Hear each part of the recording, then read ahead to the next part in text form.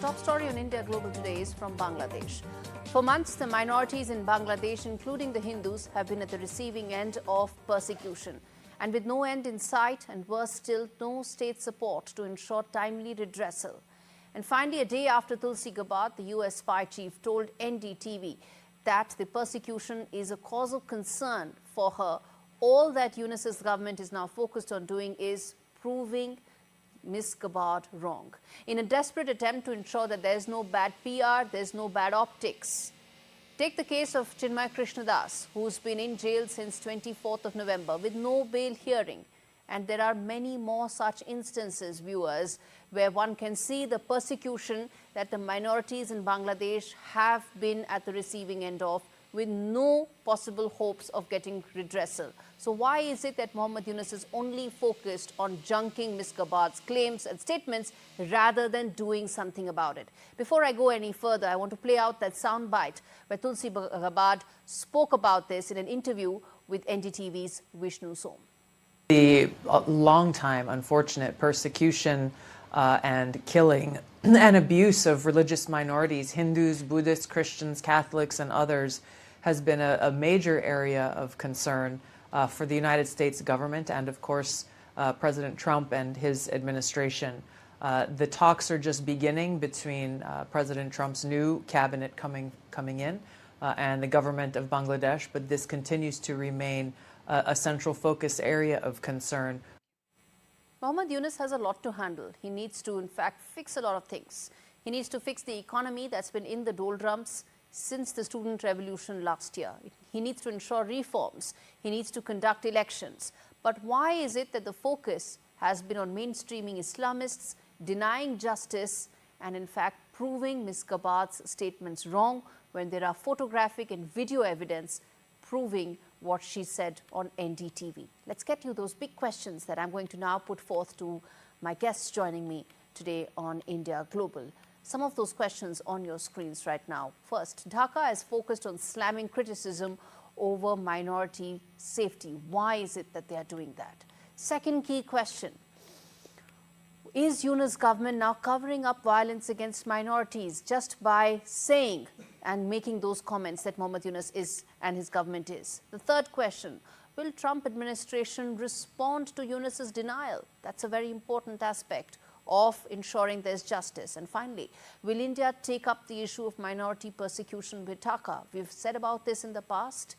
Would we take this up going forward, especially when there's been a complete denial that's come in from Mohammed Yunus's government? Before I get in my guest from Dhaka, which is Muktadir Rashid, who will be joining me in a minute, let me now get in Pinak Ranjan Chakravarty, who's a former secretary of MEA, former Indian High Commissioner to Bangladesh as well. So you heard some of those comments that Tulsi Gabbard made, and you also heard some of those complete denial that Mohammed Yunus's administration has come out with. It's far easier to deny than to actually give justice to minorities, isn't it? The Yunus regime has been in denial right from day one that any attack on minorities, etc., particularly Hindus, is not communal but political. In other words, while accepting that there have been attacks on Hindus, he has tended to describe it as political.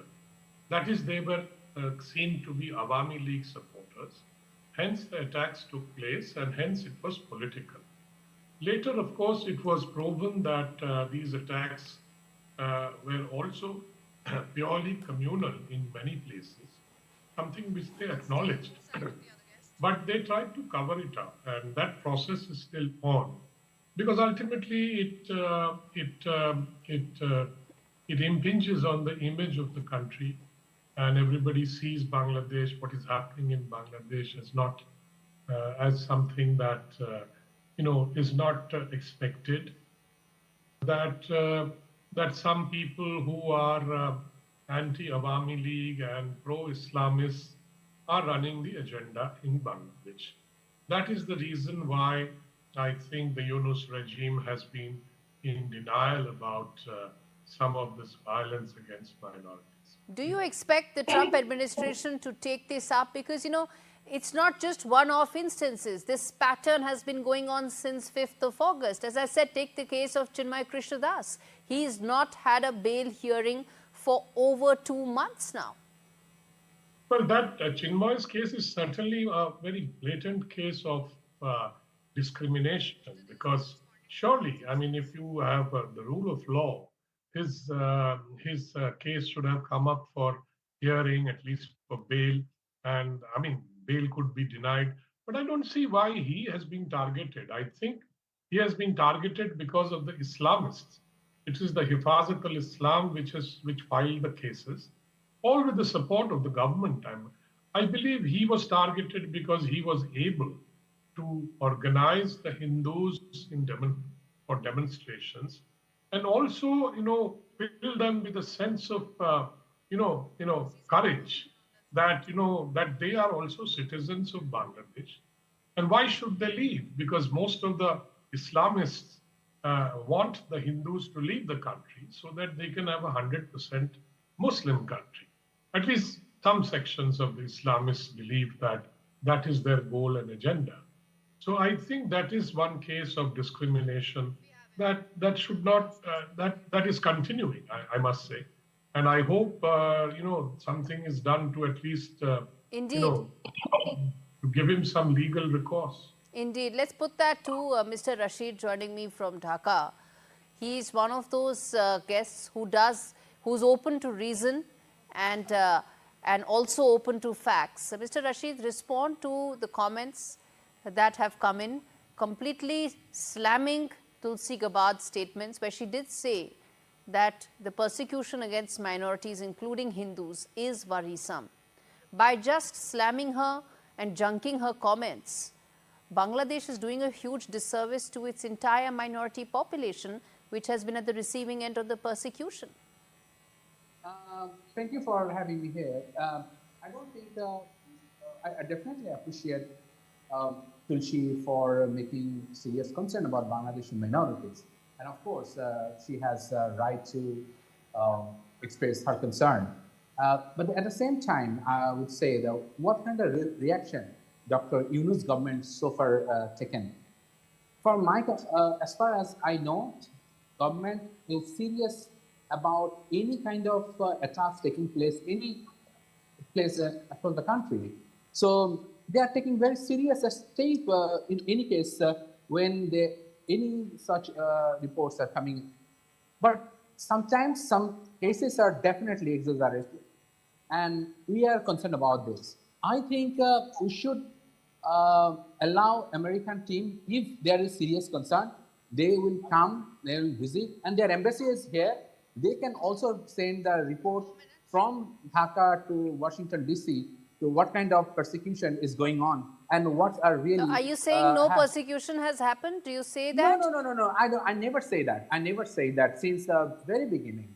There are a number of reports are coming, and we have seen. So instead of acting on them, why junk the messenger? Why in fact accuse the messenger? Instead, you should be focused on the message and work towards fixing it. Of course, and of course we should work on it. It's not only duty of one country; it's a duty of the global community. We should come up. No, but she's talking about Bangladesh. So where is the global community here? No. If there is an issue, of course the global community has to say something. Because it's a global family nowadays. If there is something in India, of course the USA and Bangladesh will say about this. Similarly, when there is something in Bangladesh, of course you have some concern. Mr. Rashid, I'm not interrupting you, only so that you can make your point, but it doesn't seem very lucid right now. The fact is, Ms. Gabbard said in no uncertain terms that the persecution of minorities, including Hindus in Bangladesh, is a cause of concern. The response of Mohammad Yunus's government is saying, well, those are comments lack facts. You are just denying what the world has seen since 5th of August. No, it's not 5th of August. This is the mistake. It is started back in 2016 when IS sympathizer started attacking minorities. When IS sympathizer attacking Buddhists, Hindus, Christians, that point of time, there was a concern. Mr. Chakravarty, respond to what Mr. Rashid is saying. Well, if you look at history, I think minority persecution began in 1947. And that is our history, unfortunately, when Hindus had to leave what became East Pakistan. And in 1947, I think the Hindu population in Bangladesh was around 28, 29, or I don't know, around that figure, 30% maybe. It's about less than 9% now. It is now less than 9%. The question is, why did that happen? Because, of course, the after effect of the partition, but later on in 1965, during the East Pakistan days, many Hindus left because they were forced to leave, because they were persecuted. There was no doubt about it. But that was Pakistan's policy. After 71, we hoped that this would end, but I'm afraid it did not. It continued, although the numbers came down. I have served 6.5 years in Bangladesh and received so many thousands and thousands of petitions from Hindu families saying, please save us. You know, they want to take over our land. And so that has continued under almost every government, including the Awami League government, I would say. I would dare say, although it came down during that period, because the Awami League was perhaps more sensitive to the fact that the Hindus generally voted for them. And that is the reason why the Islamists are so angry with the Hindus. And that is why they want to punish them. That is a fact, cannot be denied. And that is why you are seeing this kind of persecution. Every day there are reports. Indeed. And I still get reports on my phone from people in Bangladesh saying this has happened, that has happened. And I'm afraid it cannot be hidden anymore. And it has to be recognized. It is not, absolutely. It needs to be recognized. It needs to be addressed. Some bluster, that does not happen.